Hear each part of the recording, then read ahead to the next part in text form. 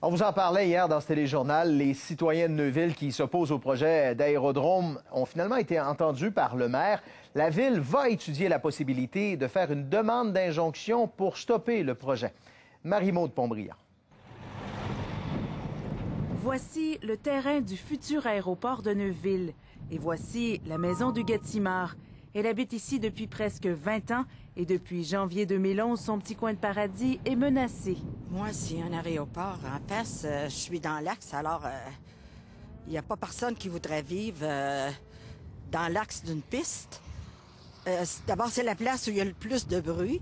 C'était pas de mise. Quand Huguette Simard a vu les 150 personnes réunies pour s'opposer au projet d'aéroport hier soir, elle a été soulagée.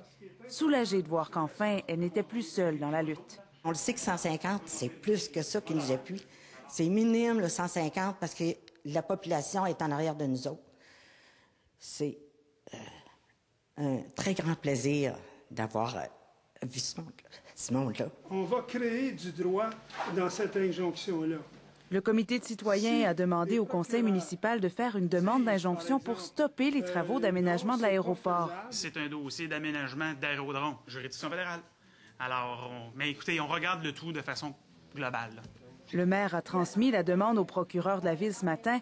Il espère être en mesure de décider rapidement s'il ira de l'avant ou non avec la demande d'injonction.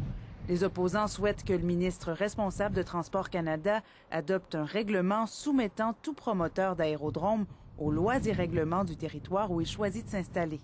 Toutes les municipalités du Québec sont susceptibles de vivre la même chose que Neuville. Il s'agit que des promoteurs, quelque part, décident de faire une halte routière pour les avions et c'est fini. La Fédération québécoise des municipalités appuiera Neuville si elle décide d'aller de l'avant avec la demande d'injonction. Elle est même prête à l'aider financièrement à payer les frais encourus par cette démarche. Marie-Maude Pontbriand, Radio-Canada, Neuville.